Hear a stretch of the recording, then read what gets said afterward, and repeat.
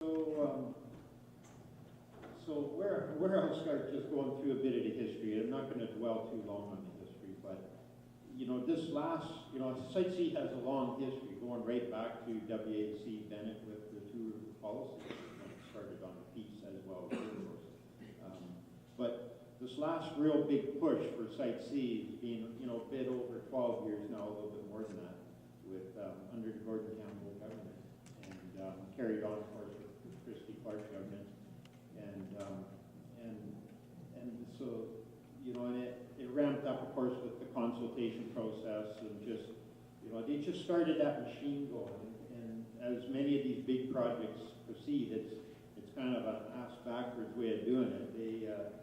They want to do a project, and then they try to make the system facilitate it with their consultation process and move it on from there. So it started with consultation, and then it got forwarded into the environmental assessment process. Site C was, I think, the first or second big major project in Canada that was under Stephen Harper's Canadian Environmental Assessment Act of 2012, which was a struggle to proceed with because it facilitated industry moving ahead, of course, and so so we went through the joint review panel process, and they came up with a report that was very damning of the project.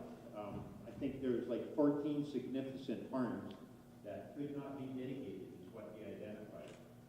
No project had ever proceeded in Canada with such a scenario, and yet it got BC government approval and it got federal government approval, and that was in 2014. So then the Peace Valley Landowners Association and the First Nations, that's what triggered us to launch our judicial reviews. So we launched two judicial reviews, and so did the First Nations, which led into our appeals.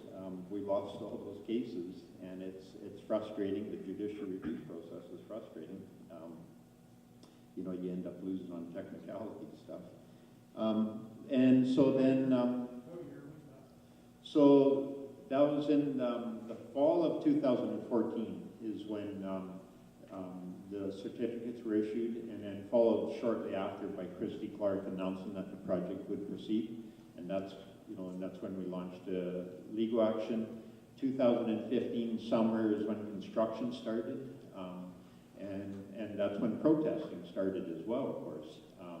There was arrest, and the winter of 2015, 2016, a whole bunch of us, First Nations and settlers like myself, we occupied the historic Rocky Mountain Fort site, which is right near where the project was.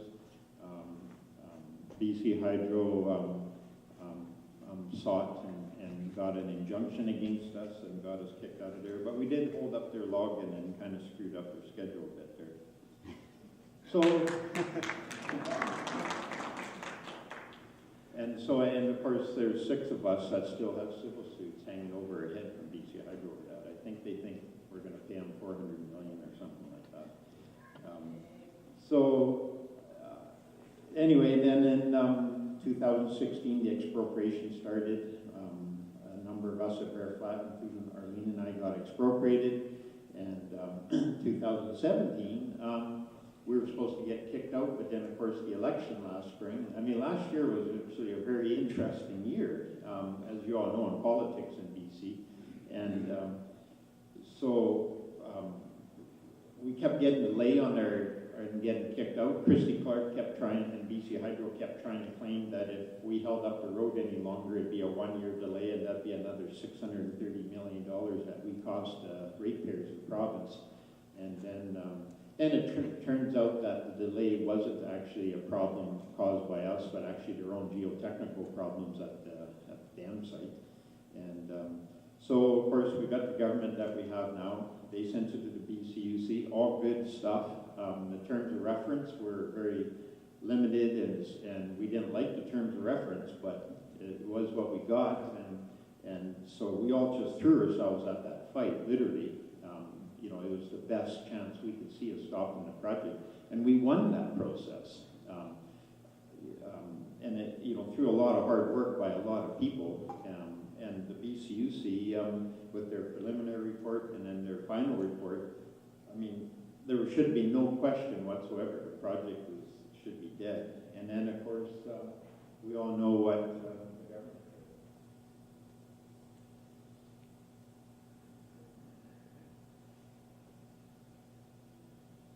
So then we had this sad announcement on December of last year, and just based on the most phony of accounting rationales, that you couldn't. There's no way the taxpayers could throw away $3 billion. So instead, we're going to go and spend well, actually, they raised the price tag that day. 10.7 billion is what the project went up to that day. So, and all the energy economists and looked at that rationale and blew it right apart. And the government never has come forward and really explained their rationale. And I mean, we've all asked for the government to come forward and really explain what they meant by their rationale, because it doesn't make any sense by any accounting practices.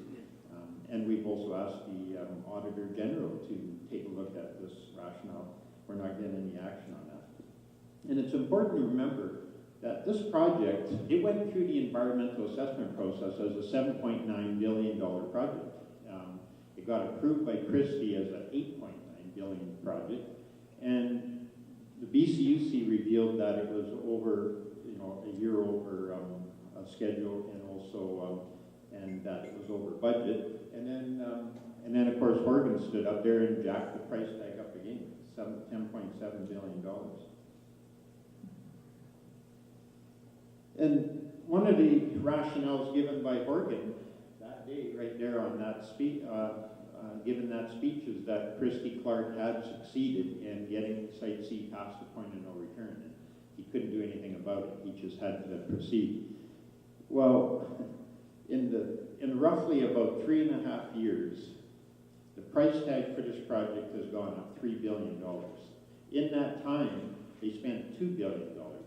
So the point of no return, instead of arriving at the point of no return, the point of no return is actually getting further away financially.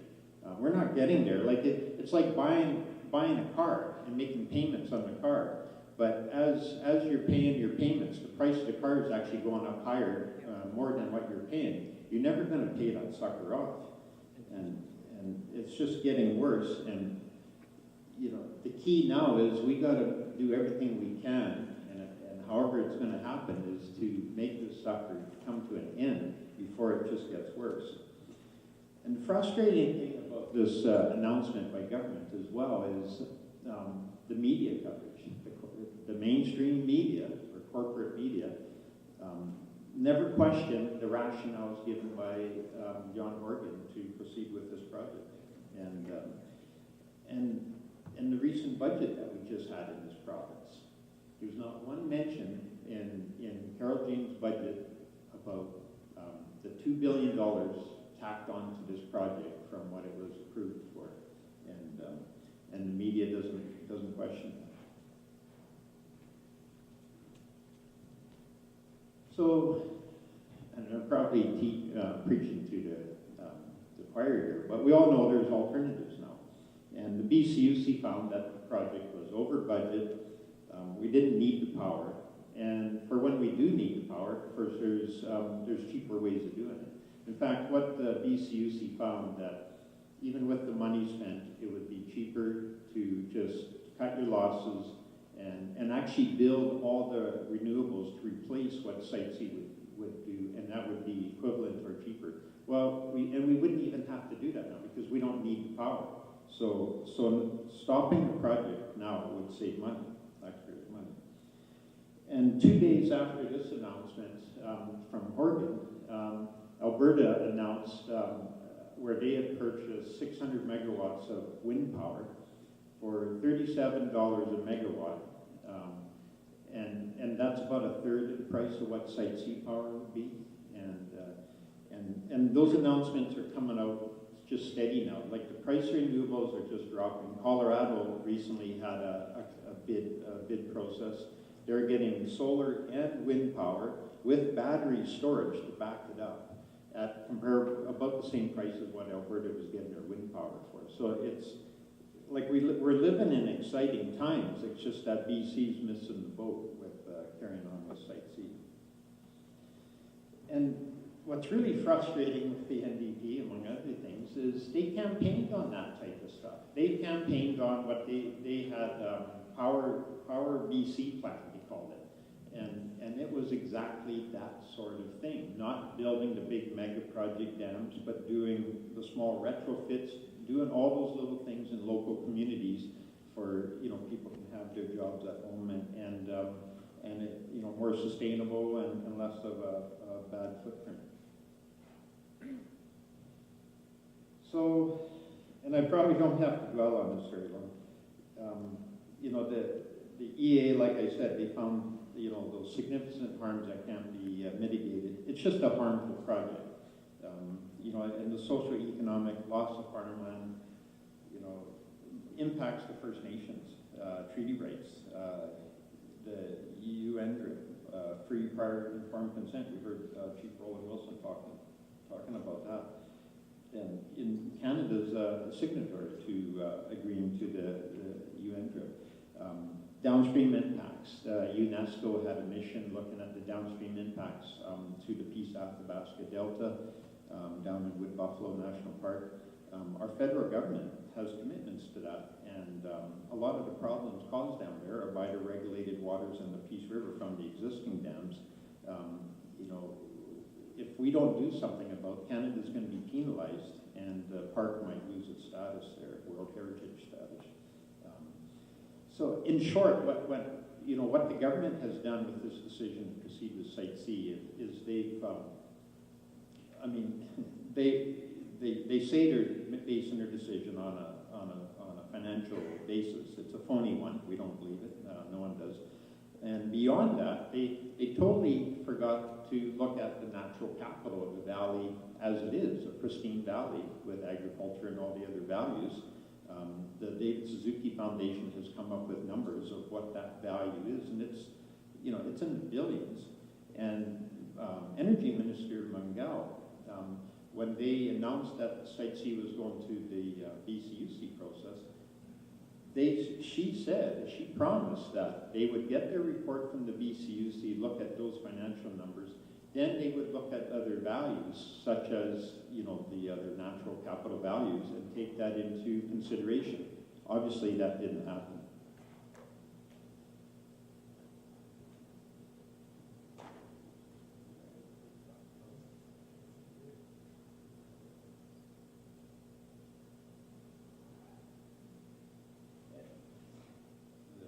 Touchy.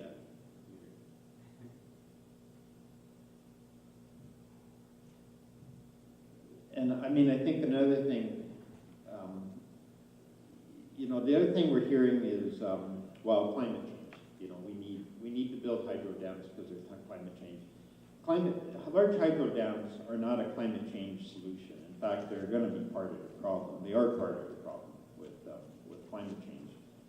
Thinking that we're going to solve that problem by building hydro dams is just going to create more problems. So the political decision, what went wrong? That's us standing with John Horgan in our yard here. That was when he was still opposition. Of course, there's a lot of different opinions and conjecture of what actually happened, but basically, from what we can understand, is John Horgan and a small group of insiders in the NDP party held the day, and were influenced by their circle of influencers and run roughshod over the rest of the party. Because we all know there was a lot of good people, there is a lot of good people in the NDP party who were against the Site C project, and probably still are, but they've been whipped in line by the big old party politics. We all gotta stick together on this, and to me that's a real problem. And the other thing that came out through all of this, you know, and I kind of refuse to believe it going into it, but I know some people, you know, seen that coming, is that Horgan had his mind made up on this going into this, and I think that became pretty plain to us who were involved. So what you have is, you know, you have the problem with big party politics with first past the post electoral system that we have, and with the, you know, the party leadership whipping everybody into line. And to me, that's not true democracy, and I don't feel we've had due process on this. You know, where they can make a phony rationale for proceeding with a project and not have to be accountable for that decision and explain it in a way that's acceptable to people. We ourselves, you know, I mean, we just cannot accept this decision to proceed with this project. And I think it does speak to the fact that we do need electoral reform in this province. So here we are, you know, and what can happen, and you know, what can happen to stop this project yet? And there are some possibilities moving forward. And I mean, we heard Chief Roland Wilson, and the First Nations legal challenge going forward is going to be a big one. Geotechnical is another, and of course political. So it is West Moberly and Crawford River that are really leading the charge on the legal action now. They're the ones that have applied for the injunction, and they have a civil suit filed. And BC Hydro has done their voluntary injunction, which they have. BC Hydro, to our understanding, they were going to do more logging through the valley, through our place. Last year they did their logging, which turns out to be just mulching. They never hauled one stick of merchantable timber up, they just mulched it. It's just fleets of mulchers coming in and just mulched all the timber. There's mulch laying, there's some places where the mulch is laying 2 or 3 feet deep, where they're mulching cottonwood trees that 3 people can't get their arms around. But none of that carried on this winter. And we've been among ourselves, neighbors and stuff, what's going on? And no one ever heard that they're coming back, like they weren't given notification, weren't coming in.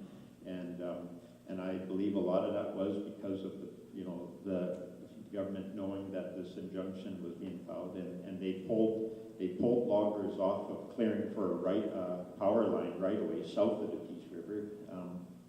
So that is good news, and I think that's something very encouraging for all of us.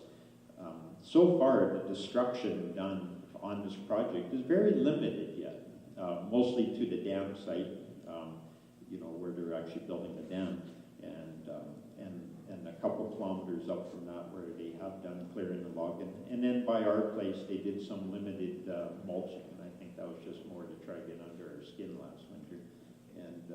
But other than that, the valley is pretty pristine yet. Most, you know, more than 90% of the valley is not touched by the destruction. So this case that they're bringing forward, this injunction, I should say the injunction that they're filing is enormous. It's basically a mini lawsuit. Yeah, it is the way I would explain it. It's no doubt it's the strongest case that's been put forth so far on Site C.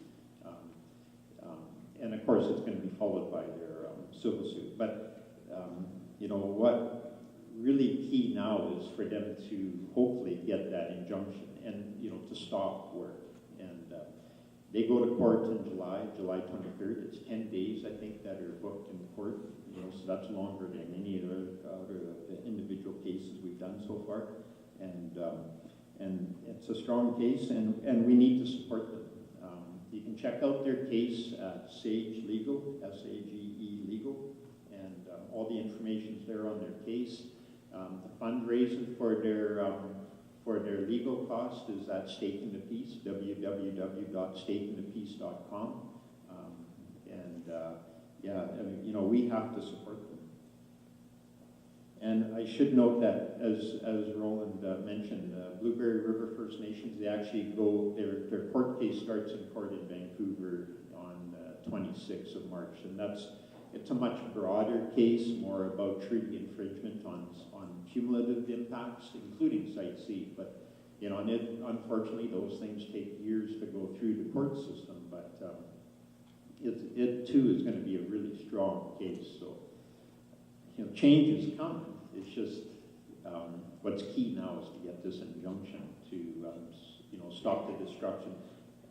You know, what can happen in these events is where you win.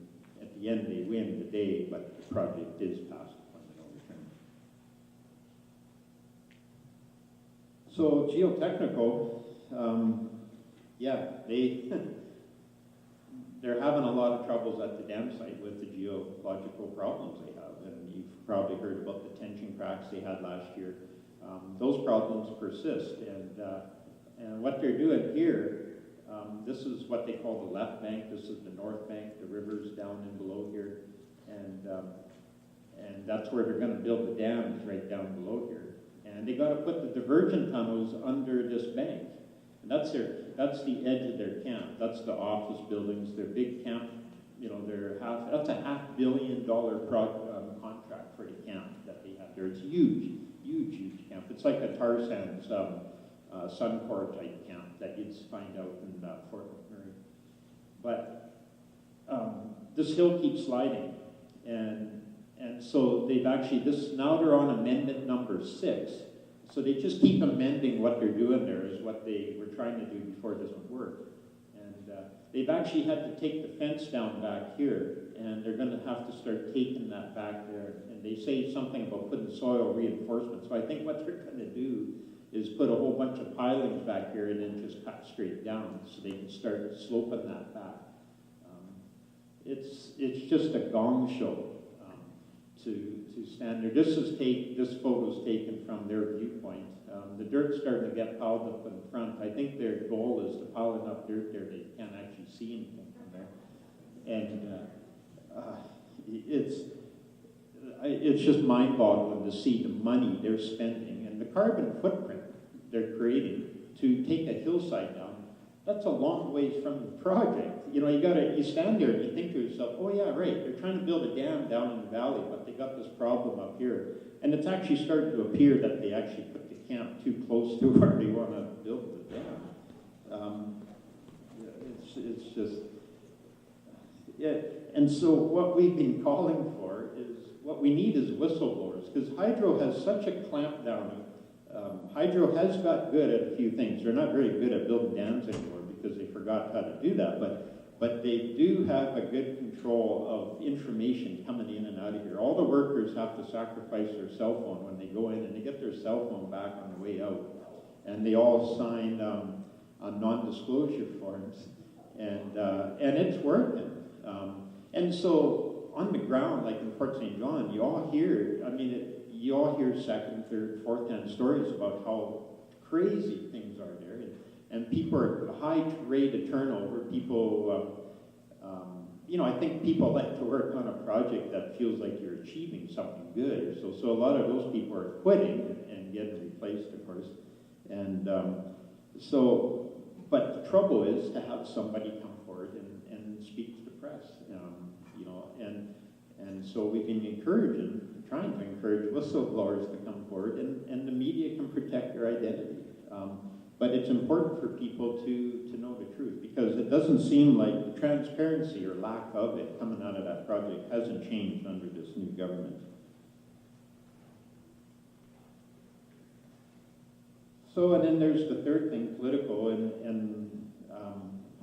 when I think of political, I think that goes hand in hand with, you know, well, stuff like this, events where you know, hopefully awareness raising and education for the public, and just doing what people can to influence the politicians. I think it's important to keep the pressure on. I know it's going to be really hard for the politicians to stand up voluntarily now and say, oh, you know, we made a mistake there, we're going to change our mind. But we have to keep that pressure on, and then as the other issues keep cropping up, like when you say geotechnical, basically you're talking costs, you know, cost overruns, and that's what's going to continue happening there, and that's why it's important to have whistleblowers and people to reveal what's going on there, so that can be public, and that can help influence what the politicians do.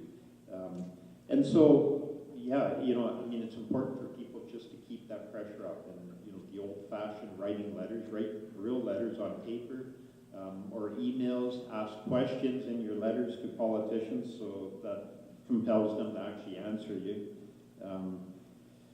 You know, write to the Auditor General asking for detail, or, you know, for her to look at, you know, how they base their decision to rationale for going ahead. Social media, opinion pieces in the media comment sections, vigils. This here, that's David Eby's constituency office in Vancouver. He's our Attorney General, and so I think every week, this is Fight C Group out of Vancouver. Every week, I think they alternate between Environment Minister George Hayman's office and David Eby's office every Friday. They go and park themselves out in front of his office, and that, you know, that works. That, you know, that has an effect. And you know, another thing people can do, well, obviously buying yellow stakes, the stake in the piece. Put up the support yellow stakes, you know, put something out there that people, what's that? And then it gets people engaged talking.